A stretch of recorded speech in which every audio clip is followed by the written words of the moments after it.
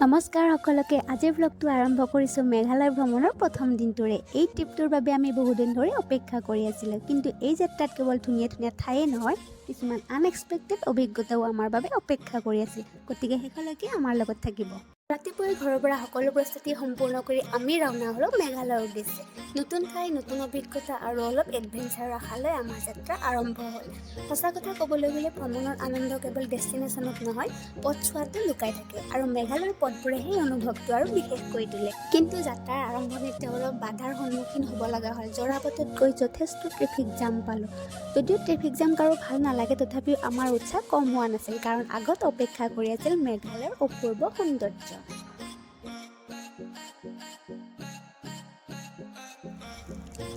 এয়া আমি মেঘালয়ত প্ৰৱেশ কৰিলোঁ। Welcome to Meghalaya.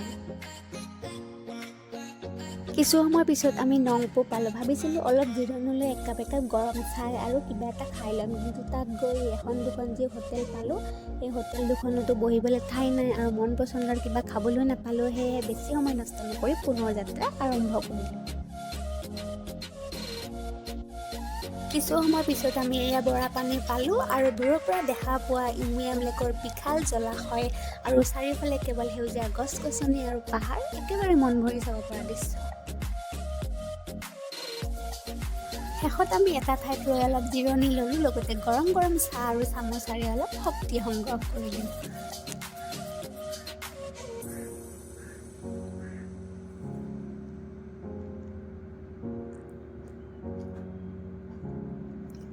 লগতে হোটেলখনৰ মই এই পৰিৱেশটো অকণমান দেখাই দিছোঁ, খুব ভাল লাগিছিলে।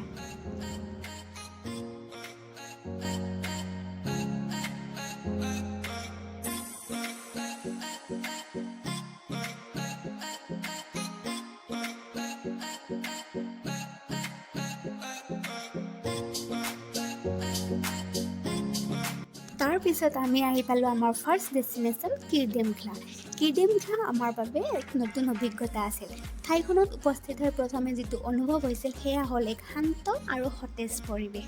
চাৰিওফালে পাহাৰ, সেউজীয়া প্ৰকৃতি আৰু ঠাণ্ডা বতাহ, সকলো মিলি ঠাইখনক বিশেষ কৰি তুলিছিল।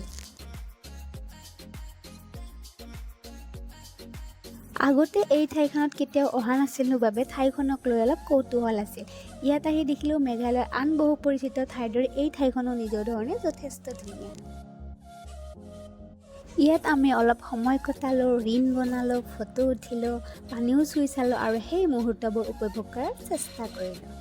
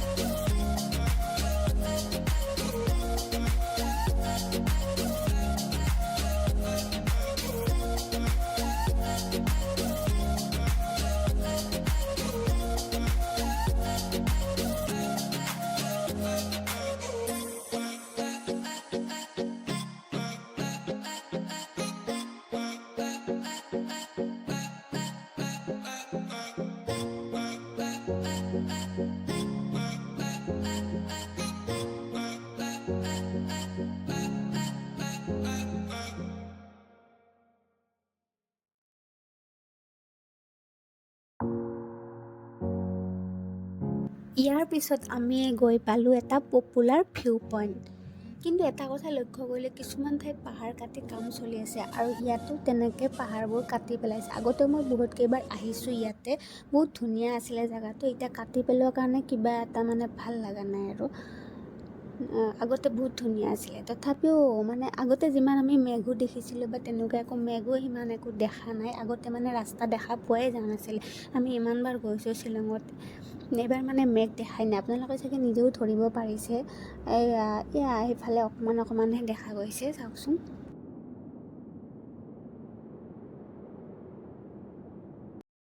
আৰু ইয়াতে এই বাইদেউকেইজনীৰ পৰা মই এটা কৰ্ণ খালোঁ, যিকেইটাৰ দাম হৈছে 40 টকা আৰু 50 টকা। 40 টকাটো একদম সৰু হয়। আৰু ইয়াত নতুনকৈ কিছুমান জাম্পিং এক্টিভিটিও আহিছে। এইটো এটা হৈছে এয়াৰ বেগ জাম্পিং এক্টিভিটি। দূৰৰ পৰা চাবলৈ যথেষ্ট মজা লাগিছিল, যদিও মোৰ বাবে অলপ বেছি ৰিস্কি যেন লাগিলে। তাৰ কাষতে ৰ'প এক্টিভিটিও আছিল, য'ত মানুহে ৰছীৰ সহায়ত যাতায়াত কৰিব পাৰে। সঁচাকৈ এডভেঞ্চাৰ ভাল পোৱা মানুহৰ বাবে ঠাইখন যথেষ্ট আকৰ্ষণীয়, কিন্তু পাহাৰখিনি কাটি যোৱাৰ কাৰণে একদম ভাল লগা নাই।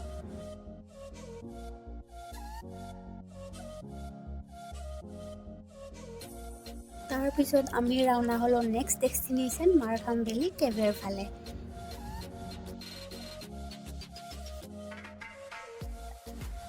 এয়া আমি আহি পালোঁ মাৰখাম ভেলী কেভে। ইয়াত আহি এটা কথাই অলপ বেয়া লাগিল, পাৰ্কিঙৰ বাবে স্পেচ আছিলে যদিও তাত কোনো ষ্টাফ বা নিয়ন্ত্ৰণ কৰা মানুহ দেখা নাপালোঁ। গাড়ীবোৰো যেনে তেনে ৰখা আছিলে, অথচ পাৰ্কিং ফিজ অৱশ্যে লোৱা হৈছিল 20 টকাকৈ। ব্যক্তিগতভাৱে এই ব্যৱস্থাটো মোৰ বিশেষ ভাল নালাগিল।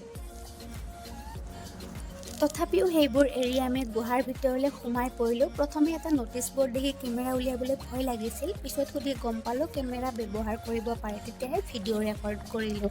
গুহাৰ ভিতৰত সোমাই যেন আন এখন পৃথিৱীত প্ৰৱেশ কৰিলোঁ। চাৰিওফালে পাথৰৰ গঠন, পানীৰ শব্দ আৰু প্ৰাকৃতিক সৌন্দৰ্য। ইয়াত বহুতো জলপ্ৰপাত দেখিবলৈ পালোঁ, কমেও 4-5টামান হ'ব চাগে। আপোনালোক বাৰু দেখাই আছোঁ, চাই থাকিব।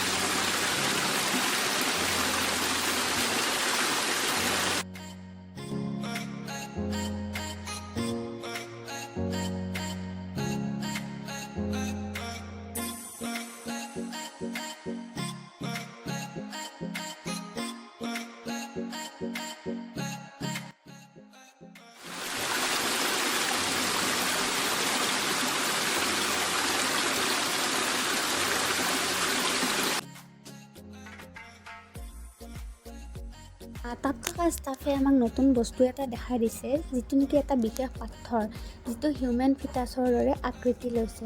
কিন্তু এটা কথাই বুজি নাপালোঁ, এই ফিটাছটো যেনিবা 1 টকা, 2 টকা, 10 টকীয়া লৈ পেলাই মানুহে সেৱা কৰিছে নে পইচাই দিছে, সেইটোৱে বুজি নাপালোঁ। এইটো পইচাটো বাৰু কিহৰ কাৰণে দিলে?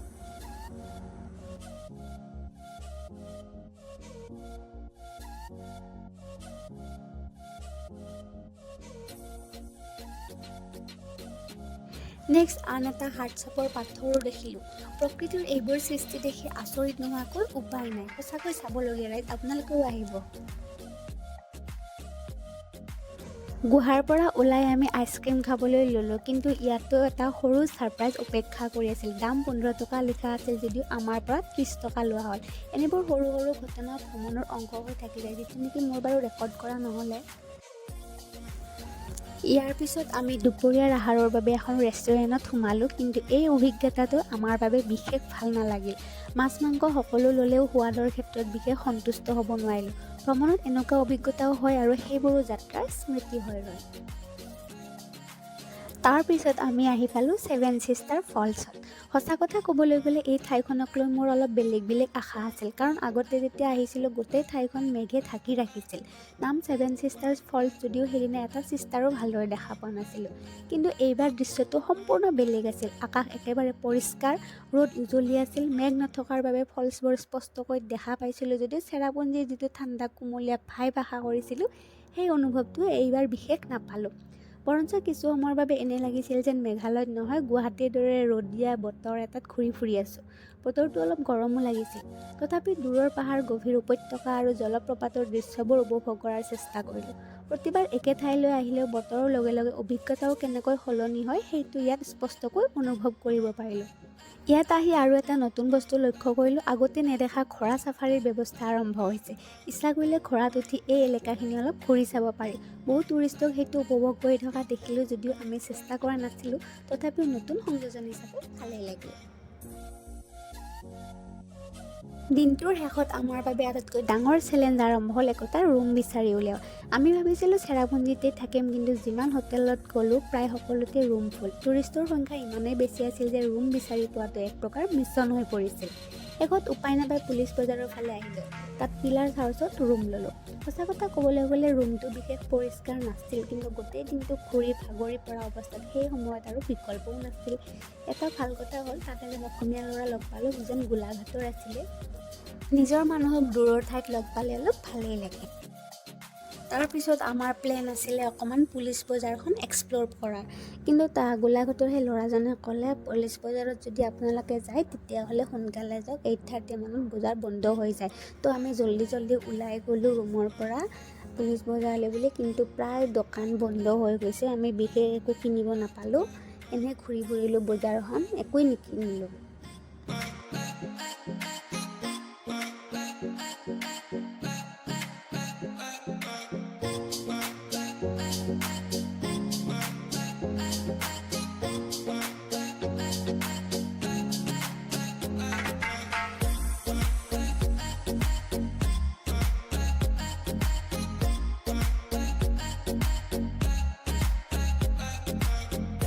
তাত গৈ আমি অকল চাওমিনে খালোঁ, যিটো নেকি আমাৰ ৰেকৰ্ড কৰা নহ'লে। আৰু ৰাতিৰ কাৰণে ইয়াক হোটেল সুৰুচি নামৰ হোটেলখনৰ পৰা, বেংগলী হোটেল হয়, এইখনৰ পৰা ৰাতিৰ বাবে আমি ভাত আৰু মটন কাৰী পেক কৰি আনিলোঁ, যিটো নেকি আমি ৰখি আছিলোঁ পেক কৰা সময়খিনি। অকণমান ৰখিব দিছিলে 10-15 মিনিটমান, তো আমি ৰখি আছিলোঁ। খানা পেক কৰি এয়া আমি আকৌ ৰুমলৈ উভতি গৈ আছোঁ।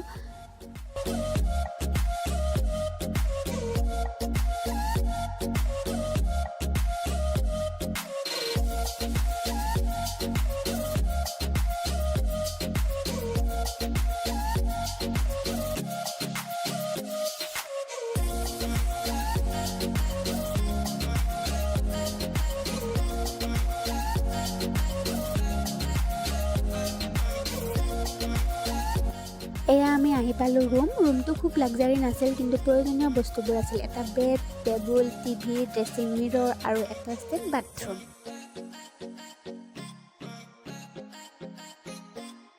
আৰু এতিয়া টাইম হৈছে প্ৰায় 9:11। এতিয়া আমি ভাত খাম আৰু শুই যাম, কিন্তু আমাৰ মেঘালয় ট্ৰিপটো ইয়াতে শেষ হোৱা নাই। ডে 2ত আমি কিছুমান নতুন জেগাত যাম, আৰু সেই সকলোখিনি দেখিবলৈ চেনেলটো ছাবস্ক্ৰাইব কৰি ৰাখিব, আৰু দেখা হ'ব খুব সোনকালে ডে 2 ভ্লগত। গুড নাইট, বাই বাই।